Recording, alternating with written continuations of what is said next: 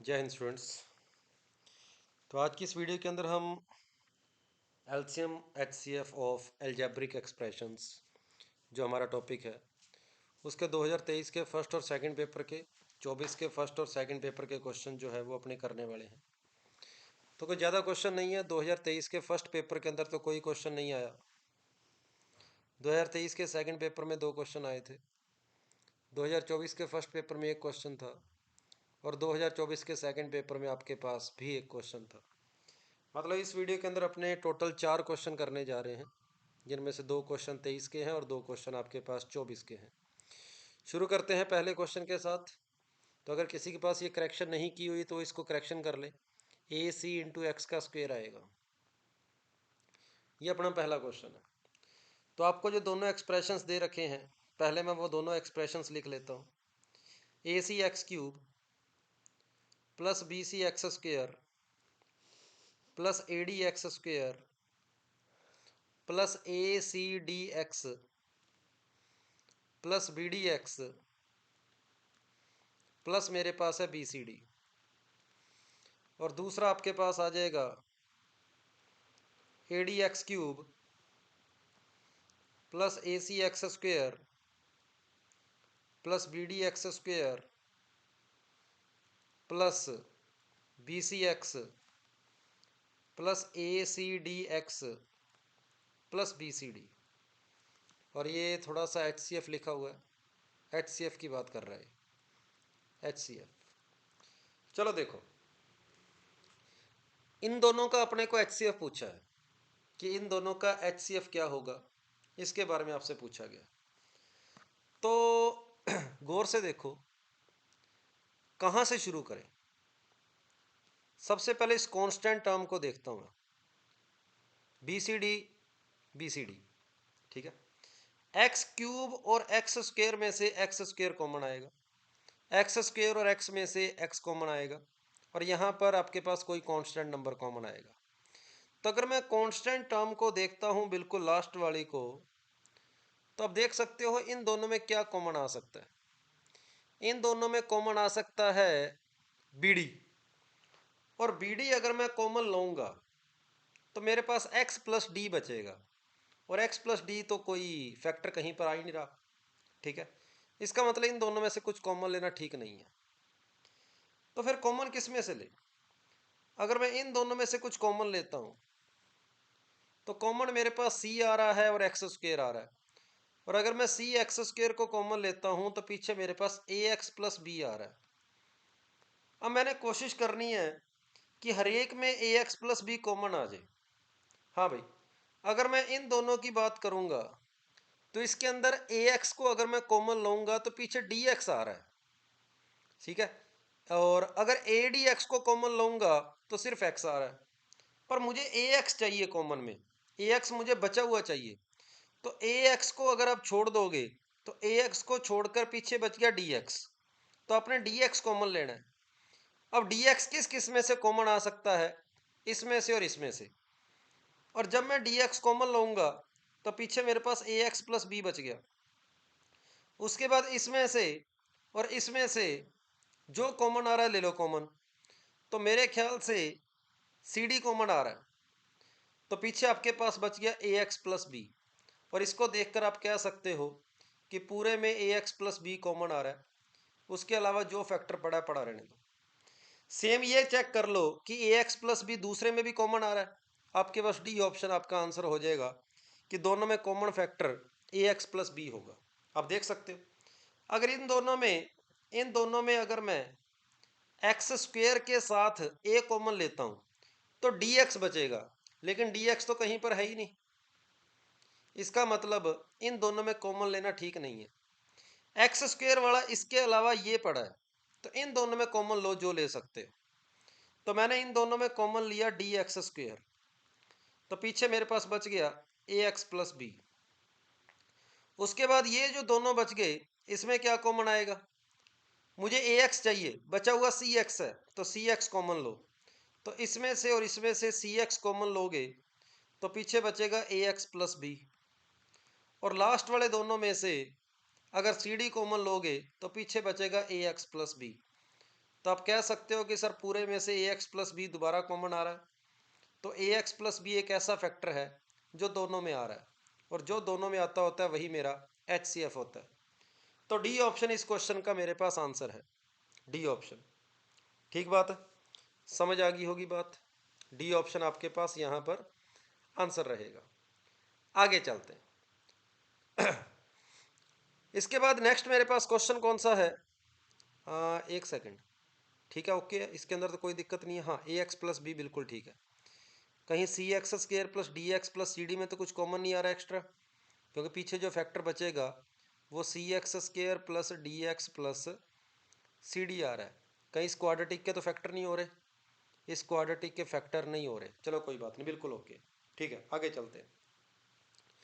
पहले क्वेश्चन के बाद दूसरे क्वेश्चन की ओर चलते हैं।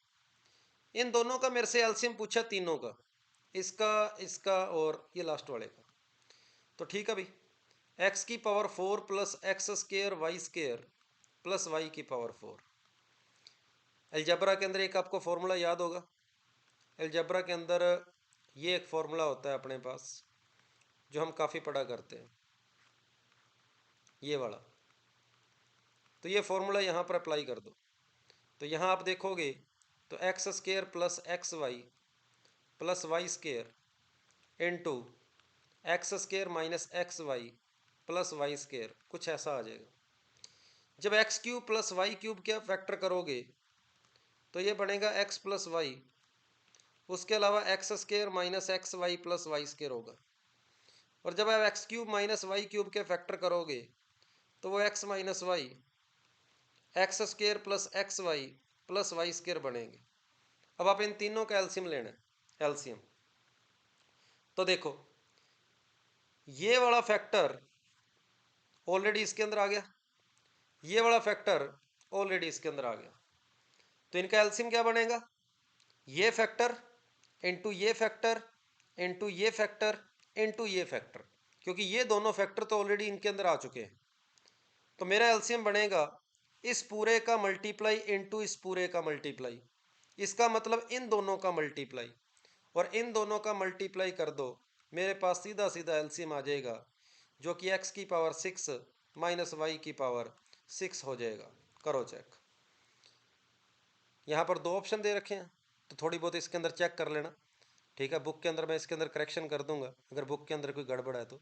इन दोनों में से जिस भी ऑप्शन के अंदर x की पावर 6 माइनस वाई की पावर 6 होगा उसके अकॉर्डिंग आपका आंसर हो जाएगा। तो बुक के अंदर एक बार करेक्शन देख लेंगे कि सी ऑप्शन में करेक्शन है, डी ऑप्शन में है, तो उसके अकॉर्डिंग आप अपना आंसर देख लेना। दूसरे क्वेश्चन के बाद मैं तीसरे क्वेश्चन की ओर चलता हूँ। तीसरा क्वेश्चन क्या कहता है, कहता है इसका HCF बताओ क्या होगा। तो पहले वेक्टर को मैंने नहीं सोल्व किया, दूसरे को भी नहीं किया, सिर्फ तीसरे को सोल्व कर लिया कि X cube minus 125 Y cube की अगर मैं फैक्टर करूंगा A cube minus B cube से, तो A minus B A square plus A B plus B square, ये लो भी। ठीक बात है, इससे पता लग गया कि आंसर ए ऑप्शन भी हो सकता है, सी भी हो सकता है, डी भी हो सकता है। मतलब सिर्फ इसने अपने को आंसर नहीं दिया। चलो मैं पहले पहले वाले को लेता हूँ।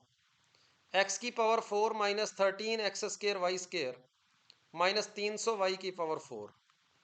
मिडिल टर्म को स्प्लिट करने वाला क्वाड्रेटिक इक्वेशन का कंसेप्ट लगाते हैं। दो नंबर बताओ जिनका डिफरेंस 13 का हो, डिफरेंस 13 का हो और प्रोडक्ट 300 हो, तो वो नंबर कौन से होते हैं। डिफरेंस 13 का हो और प्रोडक्ट अगर मेरे पास 300 बने, तो देखें एक बार, 3 के साथ अगर मैं 16 लूँगा तो बहुत कम हो जाएगा, 20 के साथ अगर मैं 7 लूँगा अभी भी कम हो जाएगा, 10 के साथ अगर मैं 23 लूँगा अभी भी 230 बनेगा, और 25 के साथ अगर मैं 12 लूँगा तो 300 हो जाएगा। बिल्कुल सही है। तो 25 और 12 के अंदर इसके फैक्टर जो है वो स्प्लिट हो जाएंगे। तो क्वाड्रेटिक इक्वेशन के आपके पास 25 और 12 के अकॉर्डिंग एक रूट ये आ जाएगा, फैक्टर ये हो जाएगा, और दूसरा फैक्टर कुछ ऐसा हो जाएगा। ये मेरे पास दोनों फैक्टर आ जाएंगे। और यहाँ a plus B into A minus B लगाऊंगा तो x minus 5y into X plus 5y आ जाएगा। और बाकी ये जो जैसे के जैसे पड़ा है वैसे का वैसे पड़ा रहने दो। तो आप इसके अंदर और इसके अंदर देख सकते हो कॉमन x माइनस 5y आ रहा है, तो ये ऑप्शन आपका कैंसिल हो गया, ये कैंसिल हो गया, तो ये ऑप्शन आंसर हो सकता है। उसके बाद जो तीसरे वाला फैक्टर बच गया, उसके अंदर भी देख लो क्या कुछ ना कुछ सेम ही कॉमन आ रहा है, x-5y। अगर सेम ही आ रहा है तो ये ऑप्शन हो जाएगा, और अगर कुछ भी कॉमन नहीं आया तो चौथा ऑप्शन हो जाएगा। लो अभी अब मुझे इसके फैक्टर करने आने चाहिए, इसके मुझे फैक्टर करने आने चाहिए। अब क्या मैं इसके फैक्टर कर सकता हूँ? फिलहाल मुझे इसके फैक्टर करने नहीं आ रहे, ठीक बात है, मेरे दिमाग में फिलहाल इसको देखकर पता लग रहा है कि इसके फैक्टर नहीं आ रहे। तो अगर x-5y इसका भी फैक्टर है, x-5y को चेक करना है। अगर ये इसका कोई फैक्टर है तो x इक्वल टू 5y, अगर x-5y इसका एक फैक्टर है तो x इक्वल टू 5y इसको सेटिस्फाई करेगा। तो x की जगह 5y रख दो, तो 5y का होल क्यूब -4 इंटू 5y का whole square into Y -4 into 5y into Y square -5y का क्यूब। तो ये कितना बना? 125y क्यूब -100y क्यूब, ये हो जाएगा 20y क्यूब, और ये हो जाएगा 5y क्यूब। बिल्कुल ये जीरो आ रहा है, जीरो आ रहा है, इसका मतलब ये इसको सेटिस्फाई कर रहा है, मतलब इसका भी एक फैक्टर पक्का x-5y जरूर होएगा। तो तीनों का कॉमन फैक्टर x-5y आ गया, आपका इस क्वेश्चन का आंसर ए ऑप्शन हो जाएगा। तो अगर आप इसके फैक्टर नहीं भी निकालना जानते तब भी आप इस इक्वेशन को सोल्व कर सकते हो। अब बाकी दो फैक्टर इसके कैसे निकलेंगे, क्योंकि क्यूबिकल इक्वेशन है, मेरे पास तो लीनियर फैक्टर आया है, तो इस पूरी इक्वेशन के अंदर इसका डिवाइड कर देना, बाकी का क्वाड्रेटिक वाला फैक्टर भी मेरे पास आ जाएगा। ये था बढ़िया क्वेश्चन था एक, जो कि 2024 के फर्स्ट पेपर में आया हुआ है। अब अपने चलते हैं लास्ट क्वेश्चन की ओर, जो कि 2024 के सेकंड पेपर का क्वेश्चन है, और यह क्वेश्चन मुझे आसान लग रहा है। ए की power 4 plus 2a cube plus 3a square plus 2a plus 1, तो ये आपके पास है ए स्क्र प्लस a प्लस 1 का होल स्क्र, और जब मैं a की पावर 6 -2a क्यूब प्लस 1 की बात करूंगा तो ये मेरे पास है ए स्क्र -1 का होल स्क्र, होल स्क्र ही है, पावर 6 है, तो a क्यूब -1 का होल स्क्र है, और A cube minus B cube होता है a minus B into A square plus A B plus B square, इस पूरे का होल स्क्र है। तो ये मेरे पास आ जाएगा a-1 का whole square, A square plus a plus 1 का होल स्क्र, और मुझे इन दोनों में कॉमन पूछा गया है कि इसके अंदर और इसके अंदर कॉमन क्या आ रहा है, तो ये वाला फैक्टर दोनों में कॉमन है, सी ऑप्शन मेरे पास इस क्वेश्चन का आंसर हो जाएगा। ठीक बात है, ओके। तो इसको थोड़ा सा ध्यान में रखना कि ये इसका होल स्क्वायर होता है, और यहाँ पर मैं आपको एक बात और याद दिला दूँ कि ए स्क्वायर प्लस यहाँ कोई भी नंबर हो, ए का मल्टीपल कुछ भी हो, इंटू ए प्लस 1 का होल स्क्वायर, इसका फॉर्मूला क्या होता है? इसका फॉर्मूला होता है ए स्क्वायर प्लस ए की पावर 4 प्लस के इंटू ए क्यूब, लास्ट में 1 आता है, और यहाँ आता है के इंटू में ए, बस एक ए स्क्वायर वाली टर्म रहेगी, और वो ए स्क्वायर वाली टर्म क्या आती है, सुनो भाई, यहाँ पर जो के है ना, इसका स्क्वायर करके उसमें 2 जोड़ दो, के स्क्वायर प्लस 2, और उसके मल्टीप्लाई में पड़ा है ए स्क्वायर। तो ये रिजल्ट जो है ये आप याद रख सकते हो, काफ़ी क्वेश्चनों में आपके काम आता है ये। इसके आगे आप लगा दो यहाँ पर प्लस का के स्क्वायर प्लस 2 इंटू में ए स्क्वायर। लो भाई, अगर के की जगह पर 2 होगा तो यहाँ 2 आएगा, यहाँ पर आपके पास 6 आ जाएगा, और के की जगह पर अगर 1 होगा, इसके साथ साथ 2 भी आता है, ये थोड़ा सा गलत रह गया, यहाँ पर ट्वाइस भी आता होता है, इसके आगे ट्वाइस, इसके आगे ट्वाइस। अब आप के की अलग अलग वैल्यू के लिए अलग अलग फॉर्मूले बना सकते हो। अगर के को 1 रख दोगे तो ये वाला फॉर्मूला बन जाएगा, अगर के को 2 रख दोगे तो यहाँ आपके पास 4 आ जाएगा, यहाँ 6 आ जाएगा, यहाँ 4 आ जाएगा। के को 3 रख दोगे तो यहाँ 6 आ जाएगा, यहाँ 6 आ जाएगा, यहाँ 11 आ जाएगा। और ये जो भी मैंने आपको फॉर्मूले बोले हैं ये भी आपके PYQ के अंदर कहीं ना कहीं अलजेब्रा के अंदर या नंबर सिस्टम के अंदर कहीं ना कहीं ये बातें आपके कई बार काम आई हुई है। तो ये जो रिजल्ट मैंने आपको बताया है ये काफ़ी काम का है। तो ये आपका 2024 के सेकंड पेपर का क्वेश्चन था और हमारा इस वीडियो का लास्ट क्वेश्चन, चौथा क्वेश्चन। तो उम्मीद है आपको समझ आया होगा। फिर भी किसी क्वेश्चन में डाउट हो तो कमेंट बॉक्स के अंदर आप बता सकते हो। थैंक यू सभी को।